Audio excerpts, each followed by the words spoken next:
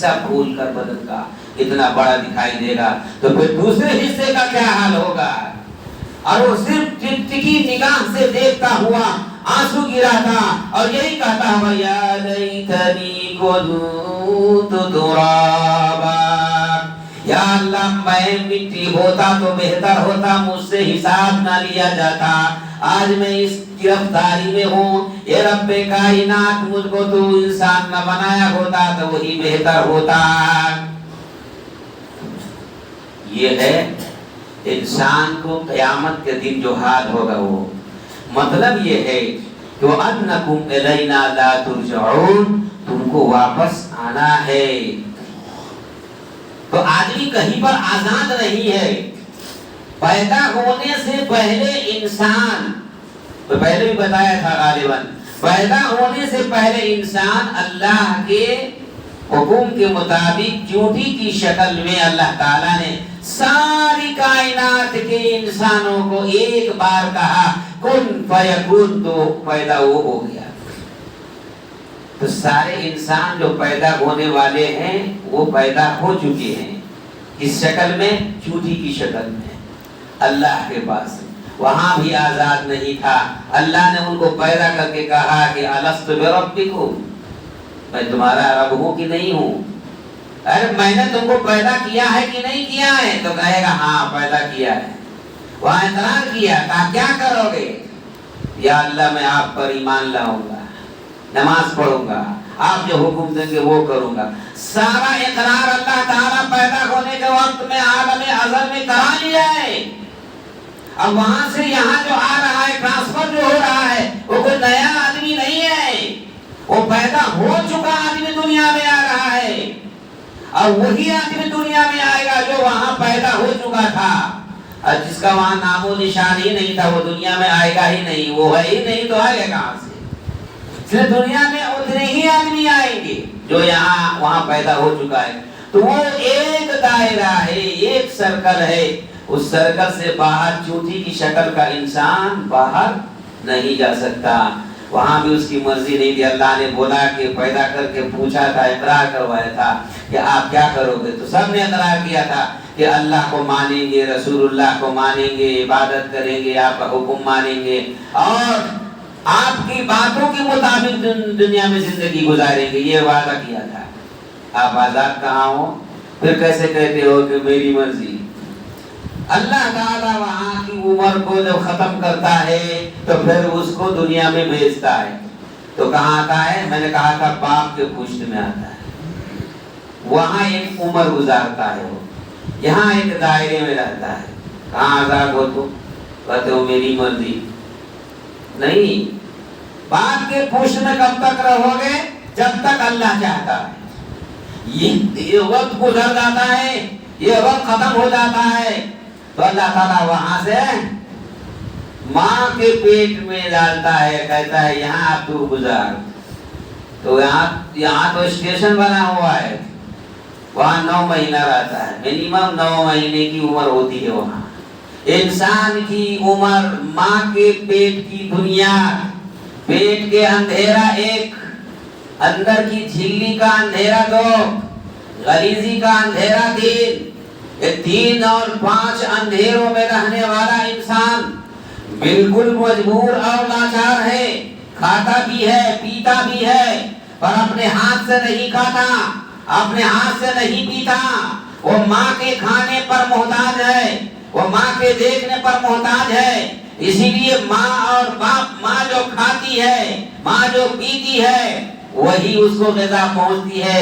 یہ جو بمبئی ہے نا، بمبئی، وہ بمبئی نہیں، یہ بمبئی، یہاں بمبئی کہتے ہیں اس کو، یہاں سے لنک لگا ہوا ہے ماں کے آنکھ سے، ماں کے کان سے، ماں کے ناک سے، اور ماں کی غذا سے۔ منہ سے نہیں کھاتا بندہ، پیٹ کے اندر میں یہ ناک سے کھاتا ہے۔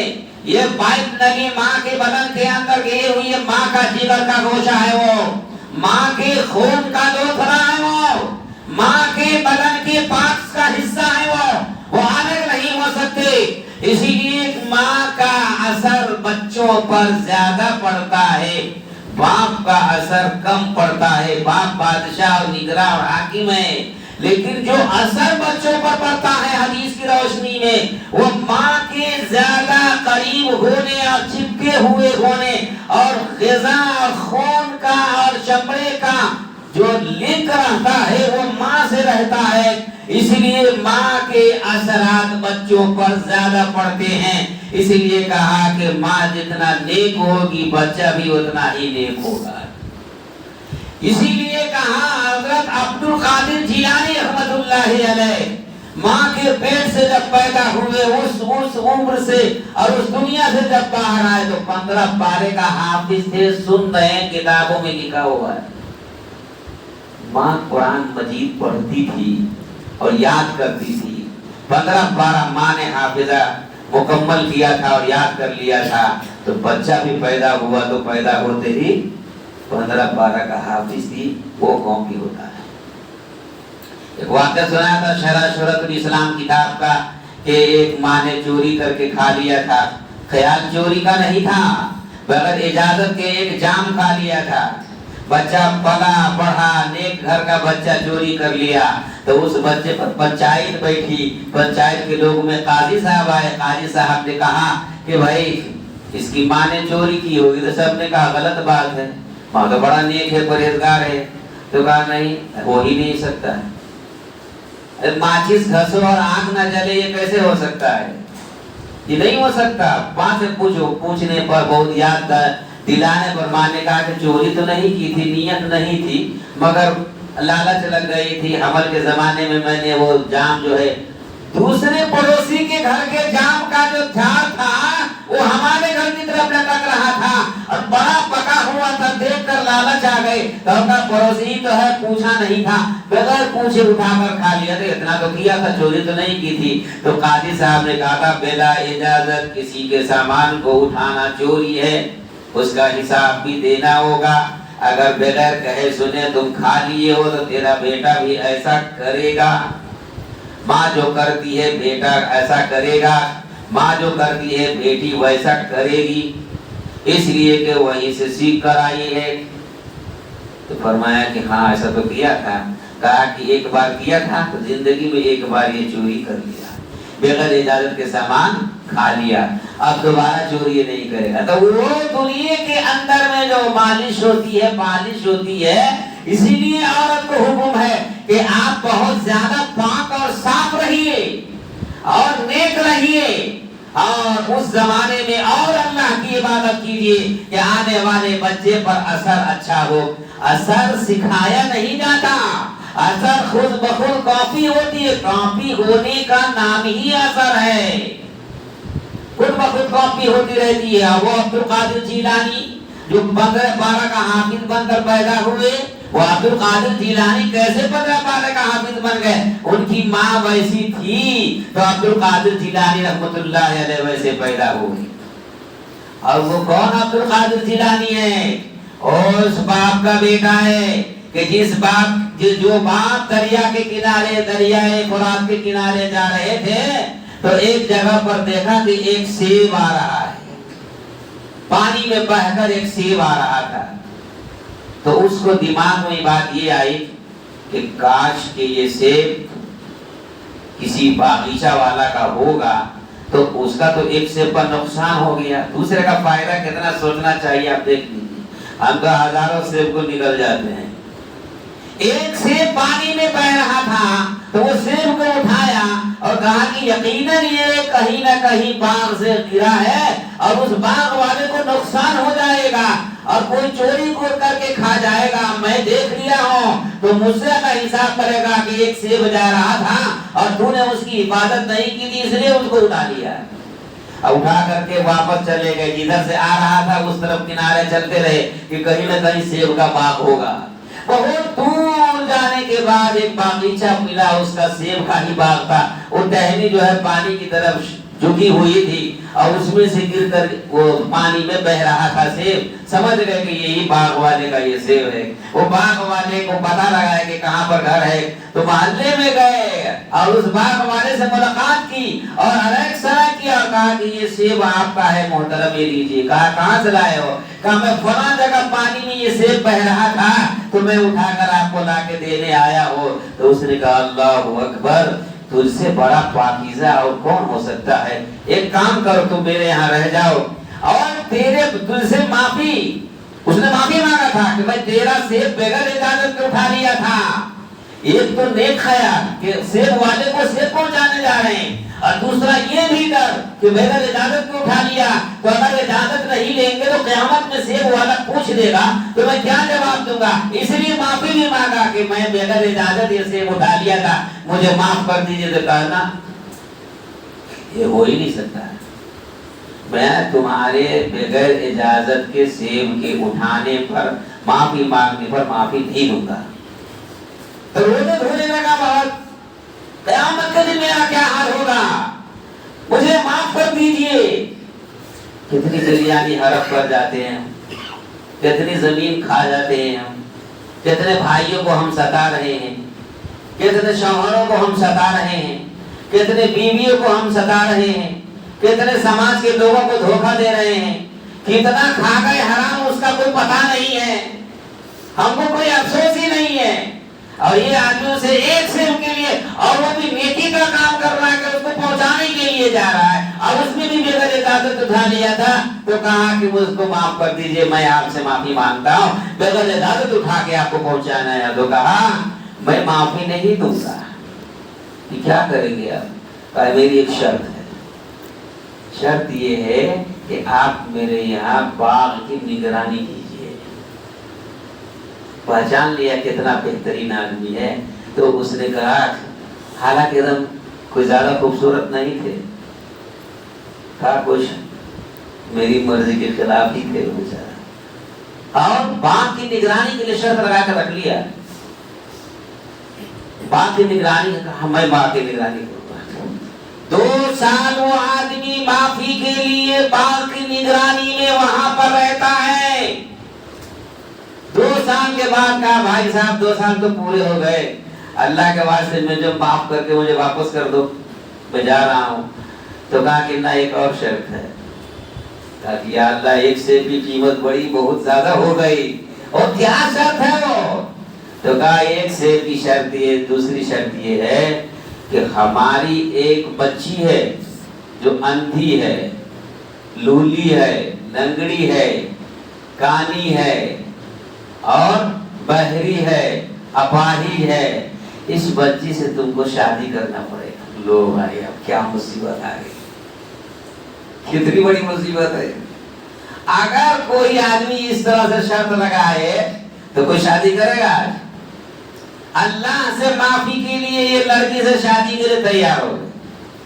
کہا دنیا میں لولی کانی لنگڑی جو کچھ بھی ہو سب ایکسپٹ ہے، سب قبول ہے، قیامت کا دن مجھے یہ نہ کہنا پڑے یا لیتنی کنت ترابا، کاش کہ میرے رب میں مٹی ہوتا، مجھ سے حساب نہ لیا جاتا۔ اما یتساءلون عن النبأ العظیم الذی هم فیہ مختلفون کلا سیعلمون ثم کلا سیعلمون ألم نجعل الأرض مهادا والجبال أوتادا وخلقناكم أزواجا وجعلنا نومكم سباتا۔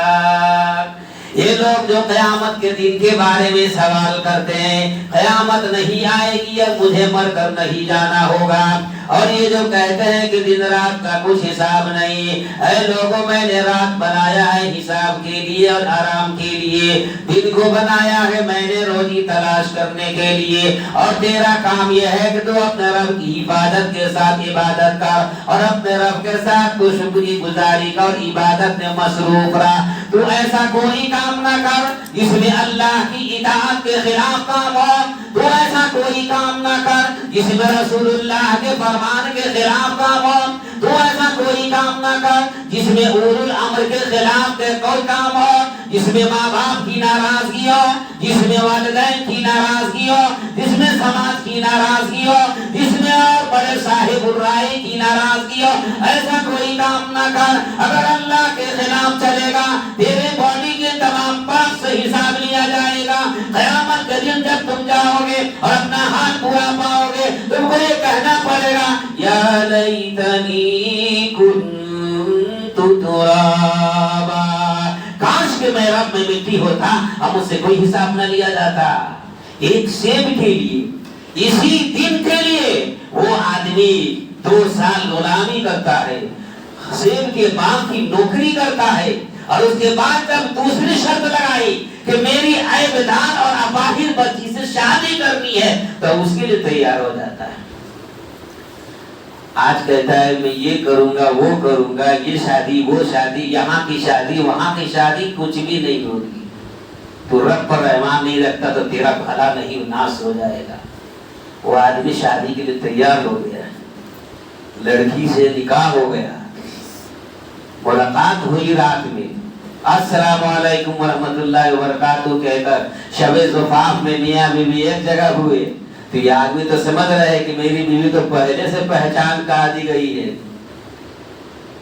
حالانکہ دکھایا نہیں تھا۔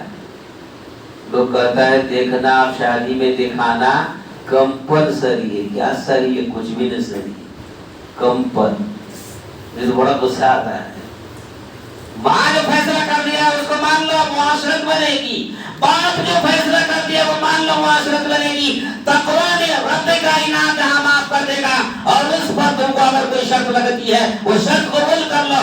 دیکھنے دکھانے کا کوئی قصہ نہیں ہے یہاں پر، تیری میری تیری کچھ نہیں چلے گا۔ رب کائنات نے فرمایا کہ تجھ سے حساب لوں گا، تو اس کو ایک سے پیدنا ڈر ہے۔ اگر دکھا دیتے بیٹی کو اندھی ہے، لنگڑی ہے، لولی ہے، تو کرتے شادی ہو؟ کہا تھا، دیکھا نہیں تھا، دکھایا نہیں تھا، اس نے ایکسپٹ کر لیا۔ کس لیے؟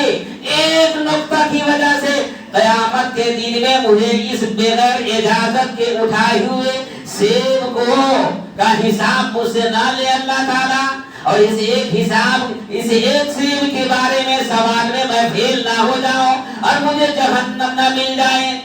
اس لیے اس نے شرط مان لی، 2 سال تو نگرانی کیا باغ کی، اور تیسرے سال میں دوسری شرط جو لگائی کہ میری اپاہج بیٹی سے شادی کرنی ہوگی، تو لنگڑی، لولی، کانی، اپاہج سب تھی وہ، اور دیکھا نہیں تھا، شادی ہو گئی تھی۔ جب پہلی رات میں شب زفاف کہتے ہیں اس کو، پہلی رات میں گئے ملنے، اپنی بیوی سے سلام علیکم کہا، اور اس کے بعد جب دیکھا چہرہ تو چونک گئے۔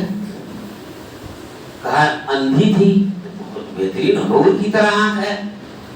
کہا کانی تھی تو آنکھ صحیح ہے۔ زور سے کہا السلام علیکم ورحمۃ اللہ، تو کہا زور سے نہیں، آہستہ سے سن رہی ہوں میں۔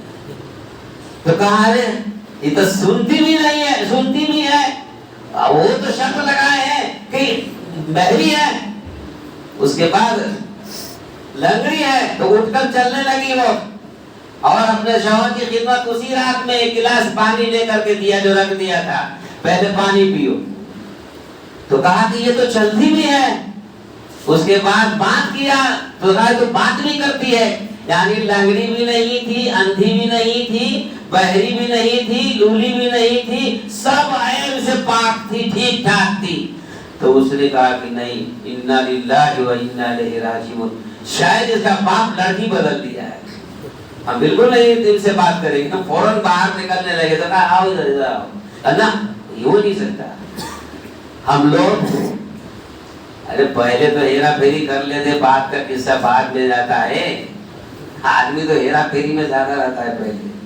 لیکن تقویٰ دیکھو، آدمی خود کو بچو گے تو اللہ تمہاری حفاظت کرے گا۔ ایسا ہو ہی نہیں سکتا کہ کوئی تقویٰ اختیار کرے اور کسی کو کوئی مارے۔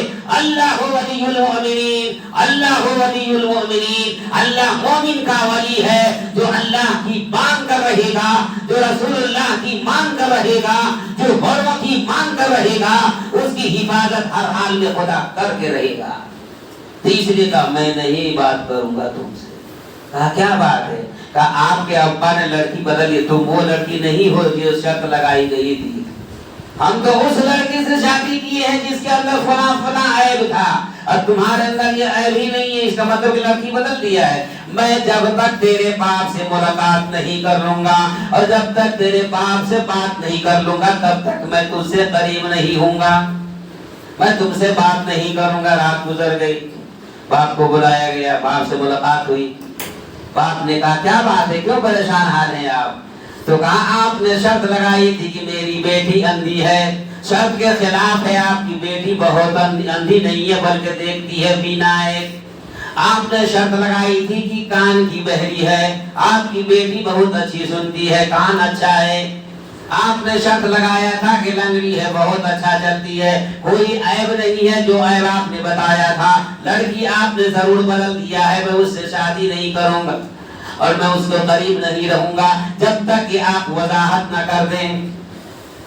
تو باپ نے کہا کہ میں نے جو عیب بتایا تھا اس عیب کا مطلب یہ ہے بیٹے تم سن لو، اچھا رشتہ تلاشنا چاہیے، لڑکا اچھا دیکھنا چاہیے، مزاج کا اچھا ہو، کان کا اچھا ہو یعنی سنتا ہو، خوبصورت نہیں۔ کان کے اچھا ہونے کا مطلب خوبصورت نہیں ہے، کان کے اچھا ہونے کا مطلب اچھی بات سنتا ہو، آنکھ کے اچھے کا مطلب اچھی چیز کو دیکھتا ہو، دماغ کا اچھا ہوگا مطلب اچھی سوچ رکھتا ہو اور بہتر ہو، سائلنٹ ہو، بک بک کرنے والا نہ ہو، آرام سے رہنے والا ہو، اخلاق مند ہو، کردار اچھا ہو، سیرت اچھا ہو، اور صورت بھی ہے تو نور اللہ نور، ضرورت نہیں ہے اس کی مگر سیرت اچھا ہو۔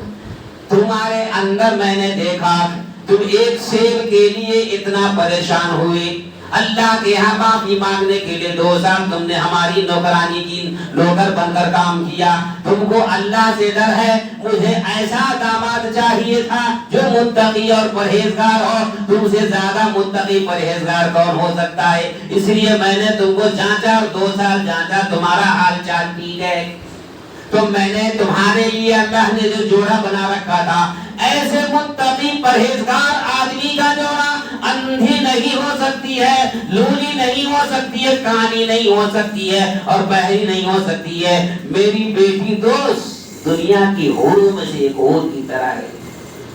اندھی کا مطلب یہ ہے کہ کبھی بری چیز کو نہیں دیکھا تھا، اس لیے میں نے اندھی کہا تھا۔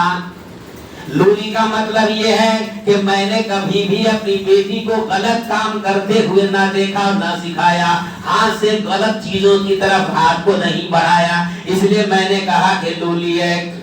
کان سے غلط چیزوں کی طرف کبھی نہیں کان کو لگایا، غلط چیز کبھی نہیں سنی، اس لیے میں نے کہا کہ یہ بہری ہے۔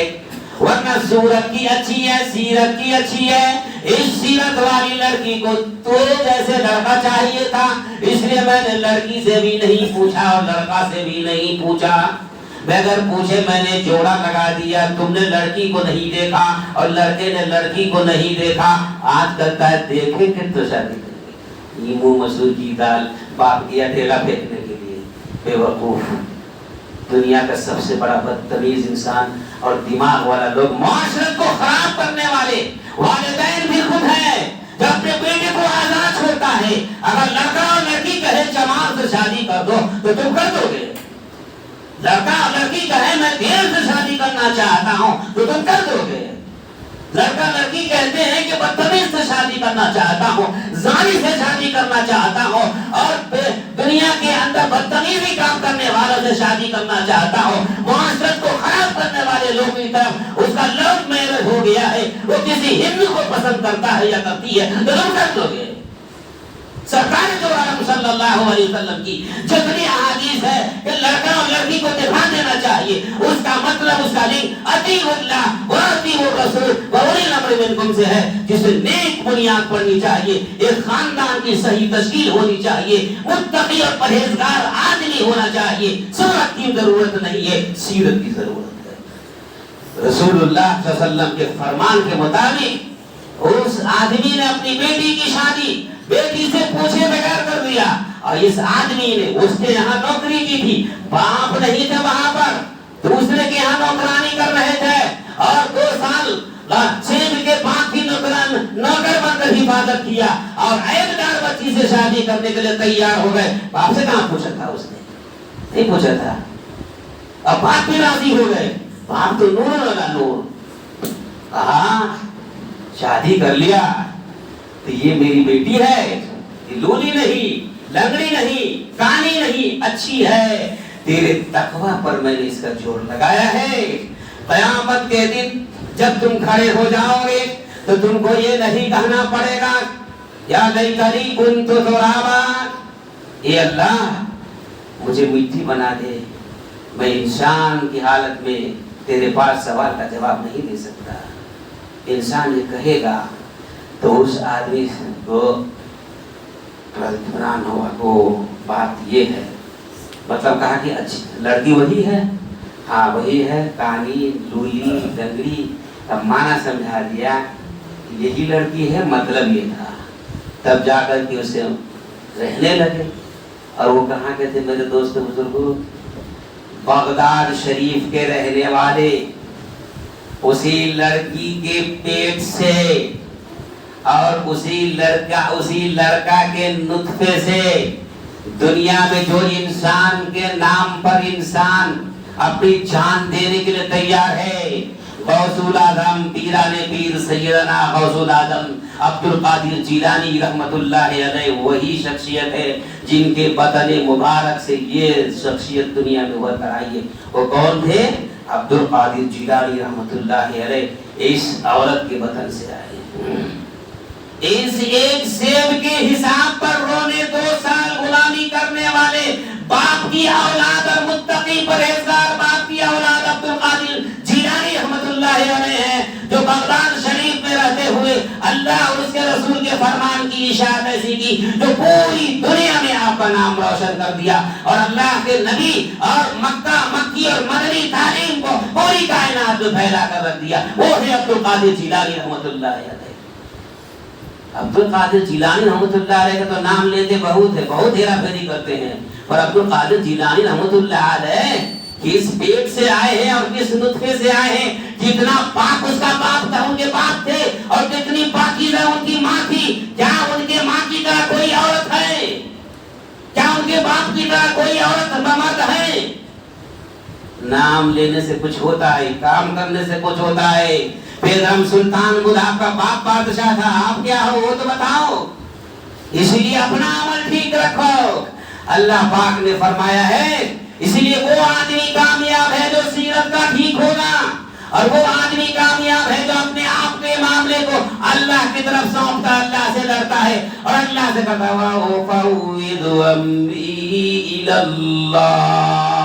मैं अपने तमाम मामला को अल्लाह की तरफ सौंपता हूँ।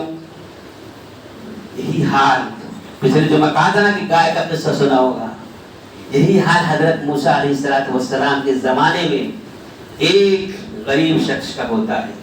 पूरे कुरान में सूरह बकरा के नाम से एक आयत, एक सूरत, बड़ी सूरत है और उसका नाम है सूरह बकरा। बकरा मनाते हैं गाय। क्या जरूरत थी, अच्छा नाम था, उसे बकरा ही क्यों रख दिया अल्लाह ताला? पूरे सूरत में कोई नाम नहीं मिला, अल्लाह ताला को बकरा ही मिला। गाय, ये सूरत का नाम बकरा रहेगा, गाय के नाम पर वजह क्या थी? वजह ये थी मेरे दोस्तों कि जिसके नाम पर ये सूरत रखी गई है उस गाय की बड़ी कीमत है। वो गाय बड़ी कीमती थी और वो एक गरीब परवर इंसान की गाय थी और उसको जो है एक बेटा था। जब वो मरने लगा तो उसने अपने गाय को जंगल में जाके छोड़ दिया कि कोई दूसरा तो हिफाजत कर नहीं सकता है, इस गाय की हिफाजत भी अल्लाह ही करेगा। और बेटा के लिए विरासत के तौर पर रखता तो कोई छीन लेता, कोई कम कीमत में फुसला लेता। तो कहा कि बेटा और बीवी को नहीं दिया वो गाय, अपने बेटे के लिए गाय को मीरास बनाकर किसी इंसान के हवाले नहीं किया, अल्लाह के हवाले किया। मौत के करीब में किसी तरह घिसक कर चलकर जंगल में जाकर के जंगल में गाय को छोड़ दिया और कहा, ए रब्बे कायनात, मैं इसको तेरे हवाले करता हूँ और जब मेरा बेटा कामयाब हो जाए, बढ़ जाए, ए अल्लाह इस गाय को अमानत तू मेरे बेटे के हवाले कर देना और वो उसकी रोजी रोटी का जरिया बन जाए। ए अल्लाह रब्बना इन्नी अस्कनतु मिन ज़ुर्रियती, ابراہیم علیہ السلام نے جیسے بیٹے بیٹی کے لیے دعا کیا تھا ایسے ہاتھ اٹھا کر دعا کیا، یا اللہ یہ گائے تیرے حوالے، اور جب میرا بیٹا بالغ ہو جائے اور کام کے لائق ہو جائے تو یہ گائے تو میرے بیٹے کو واپس کر دینا، یہ تیرے حوالے۔ آج کہیں گے تو ایمان ہی صحیح نہیں ہے، دل میں دھک دھک کرتا رہتا ہے کہ آئے گا کہ نہیں آئے گا، آئے گا کہ نہیں آئے گا، تو جو جاتا ہے وہ آتا ہی نہیں ہے۔ پکا اللہ پر یقین رکھو کہ تب آئے گا۔ ہو گئی بات ختم، بیٹا بالغ ہو گیا، بیوی کو بول کے گئے تھے تمہارے پاس ایک ہی میراث بچے گی، اسے پرورش کر لینا۔ بیٹا بالغ ہو گیا تو ماں نے کہا کہ بیٹا دیکھ اب کمانے کھانے میں دقت ہوتی ہے، لہٰذا وہ فلاں جگہ پر جنگل میں تیرے باپ نے گائے کو چھوڑ دیا تھا، تم جا کر کے اللہ سے دعا کرو کہ اللہ میرے باپ نے جو امانت آپ کو دیا تھا وہ امانت مجھے واپس کر دیجئے۔ تو جا کر کے یہ دعا کر، وہ آ جائے گی۔ ہوگا ایسا؟ ہم لوگ کریں گے ایسا؟ اللہ پر یقین ہی نہیں، نمازیں کو نہیں آتے تو یقین کہاں سے ہوگا؟ ماں نے کہا کہ باپ نے وصیت کیا ہے تم جا، بیٹا نماز پڑھا، بہت بڑا پکا نمازی اللہ کا عبادت گزار بندہ عبادت کر کے چلا گیا جنگل میں۔ جنگل میں اسی جگہ پر ماں نے کہا تھا کہ تیرا باپ یہیں آئے تھے، یہاں کھڑ اور دعا کر۔ تو اس نے کہا اے رب کائنات، میرے باپ نے جو گائے تجھ کو حوالے کیا تھا وہ میری امانت ہے، وہ تو تیری ہی ہے، مجھے ضرورت ہے مال کی، میں اس کو بیچوں گا، پیسہ کماؤں گا، ماں کی پرورش کروں گا، اپنی پرورش کروں گا، اتنی قیمتی گائے ہو کہ بہت قیمت میں بک جائے، اے رب کائنات تو مجھے اس گائے کے حوالے کر دے، واپس کر دے۔ یہ دعا مانگی رہے تھے کہ جنگل سے وہ گائے دوڑی ہوئی واپس بیٹے کے پاس آ کے کھڑی ہو گئی اور ایک دم تندرست، توانا، بڑی موٹی، تازی، لمبی چوڑی، بہترین گائے تھی۔ اس وقت موسیٰ علیہ السلام کا زمانہ تھا، اس وقت میں کہتے ہیں کہ اس گائے سے بہتر دنیا میں کوئی گائے نہیں، اتنی بہتر گائے تھی وہ، بہتر گائے۔ اللہ تعالیٰ جو تقویٰ پر اللہ تعالیٰ نے امانت رکھا تھا اللہ واپس کر دیا، وہ گائے کو لے کے آئے۔ اب ایک بیچنے کے چکر میں تھے، بکے کیسے اچھی قیمت میں بک جائے تاکہ مال ہو، کمائے کھائے، باپ کی ماں کی پرورش کرے، اپنی دیکھ ریکھ کرے۔ اس وقت ایک قصہ پیش آیا، موسیٰ علیہ السلام کا زمانہ تھا۔ موسیٰ علیہ السلام کے زمانے میں ہر جگہ جھگڑا زمین اور شادی کا ہی ہوتا ہے۔ موسیٰ علیہ السلام کے زمانے میں ایک لڑکا ایک لڑکی سے شادی کرنا چاہ رہا تھا، لیکن لڑکی نے کیا کیا، اس لڑکے کو قتل کر دیا۔ شادی کی جو خواہش تھی، قتل میری مرضی۔ مجھے بڑا غصہ آتا ہے اس پر، میری مرضی، وہ تو مرضی پوری زندگی رکھا، میری مرضی، اس سے میری شادی ہونی چاہیے۔ اللہ تعالیٰ کا غصہ، جس کے لیے آپ زیادہ پریشان ہو گئے اللہ اس کا تختہ پلٹ دیتا ہے۔ یہ میری مرضی کر رہا تھا، اللہ تعالیٰ نے اس کو قتل ہی کروا دیا، اس کو قتل کر، جس سے شادی کی خواہش تھی اس کو قتل کر دیا۔ مقدمہ گیا موسیٰ علیہ السلام کے پاس۔ موسیٰ علیہ السلام نے کہا کہ کام کر، قاتل جو قتل کیا ہوا ہے نا، تو ایک گائے کو ڈھونڈو اور اس گائے کو ذبح کرو، اور ذبح کر کے اس گائے کے گوشت سے یا ہڈی سے اس مقتول کو جو قتل کیا گیا ہے اس شخص کو مارو، اس کے بدن پر اس کو ٹچ کرو۔ جیسے ہی ٹچ کرو گے وہ آدمی زندہ ہو جائے گا اور وہ بتا دے گا کہ مجھ کو کسی نے قتل کیا۔ سورہ بقرہ کی اس تفسیر سے معلوم ہوتا ہے کہ عجوبہ واقعات دنیا میں ہوئے ہیں، لوگ اس کا مطلب اور معنی دوسرا پانا دیتا ہے، ہوتا ہے ایسا۔ جادو ٹونا جو ہوتے ہیں یہ سب ہوتا ہے۔ کسی دن میں اس جادو ٹونے پر بات کر کے آپ کو سمجھاؤں گا، وقت تو ختم ہو جاتا ہے میرا۔